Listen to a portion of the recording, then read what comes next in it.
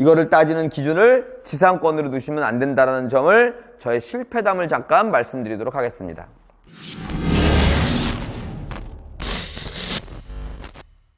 자, 여기 보시면 주의, 건물은 매각 제외 이랬습니다. 이게 좀 내려보니까 딱 봐도 이제 지상권이 보이죠? 근저당권은 99년, 지상권은 95년이에요. 여러분 진짜 내가 걱정돼서 이 물건을 갖고 온 거예요. 주의사항이라 그랬어요. 자, 뭐 이 물건이 그렇다는 아니지만 이게 좀 중요합니다. 첫 번째 주의사항은 이거 배웠어. 같은 금융권이네. 그럼 선순이어도 나도 고수처럼 낙찰받고 말소시키면 되겠다. 맞죠? 맞아요. 그런데 뭐다? 여기는 건물이 매각 제외예요. 무슨 얘기냐? 내가 지상권을 열심히 해서 말소를 시킨다 할지라도 그 위에는 뭐가 있다? 건물이 있다. 그럼 똑같이 사용 못하는 건 똑같다 이겁니다. 그래서 너무 권리관계에 연연하면 이런 결과가 나오더라 이겁니다. 이거 권리를 내가 풀 수 있으니까 이 부동산은 좋은 거. 절대 아닙니다. 다시 제가 이 연구반 강의하면서 100번도 더 얘기한 것 같아요. 물건을, 현장을 보고 시세를 파악하고 현재 시세, 미래 가치를 딱 파악해서 너무너무 좋다. 그 다음에 등기를 떼어보는 거예요. 등기를 떼어보고 하자가 없네. 또는 하자가 있지만 내가 배웠으니까 이건 풀 수 있겠네. 그러면 물건을 가보자가 아니란 얘기입니다. 자꾸 이 공부를 거꾸로 하니까 이런 실수나 나쁜 결과가 나오더라 이겁니다. 이거 말소시킬 수 있네? 그럼 땅 사용할 수 있네? 웬걸? 건물이 올라가는데 어떻게 땅을 사용합니까? 자, 두 번째 실수입니다. 저한테 중수들 또 많이 갖고 와요. 중수들이 갖고, 초보는, 하수는 안 갖고 와오는데 중수들이 부원장님, 제가 쭉 공부를 해보다 보니까 이런 걸 발견했습니다. 그런데요, 딱 보아하니까 이 건물은 95년에는 없었습니다. 어떻게 알아요? 그때로 가봤어요? 뭐 자료가 있습니까? 아니, 빈 땅이었으니까 지상권을 해놨겠지 않습니까? 이러는 거예요. 일리가 있죠. 일리가 있어요. 하지만 결론부터 말씀드리면 아니다 이겁니다. 이걸로 법정지상권, 즉 근저당이 먼저냐 뭐 건물이 먼저냐 이거 앞으로 또 배울 건데 이거를 따지는 기준을 지상권으로 두시면 안 된다는 점을 저의 실패담을 잠깐 말씀드리도록 하겠습니다. 실패담 말하면 좀 창피한데요.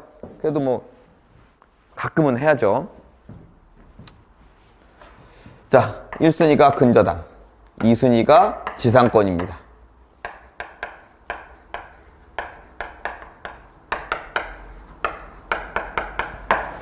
이순위가 지상권이니까 하자는 없죠? 하자 없습니다.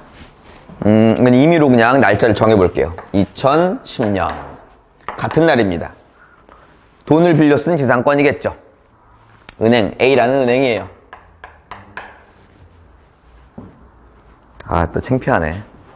2000년으로 할까 보다. 2010년에는 제가 이런 실수 안 했어요. 하여튼 그냥 써놨는데, 아까 그 중수, 저도 중수 때가 있었겠죠? 똑같은 통박을채입니다. 이건 내가 2010년으로 돌아갈 수도 없고 자료도 없지만 A라는 은행에서 지상권을 잡아놓은 걸 보아하니 그때는 분명히 건물이 없었다. 그리고 돈을 빌려 쓴 후에 건물이 들어왔기 때문에 이거 같은 경우는 근저당 후에 건물이 들어왔다. 오늘 이게 지상권이라 조금 헷갈릴 수가 있어요. 처음 들으시는 분들은 지금 법정 지상권 얘기하는 거예요. 근저당이 먼저 설정되고 그 다음에 건물이 들어오면 법정 지상권이 성립되지 않아요. 제가 다음 시간이나 다다음 시간에 할 텐데 미리 잠깐 예습한다고 생각하세요. 건물이 들어와 있었다면 당연히 건물에다 근저당을 같이 잡았겠지. 땅이니까 사용하지 못하게 하려고 지상권을 잡았겠지. 라고 혼자 확신을 갖고 경매를 들어갔습니다. 그래서 철거 소송을 딱 하는데 2010년에 건물이 있다는 증거를 거기서 갖고 온 거예요.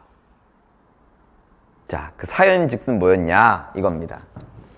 땅이 있고 건물이 있었어요.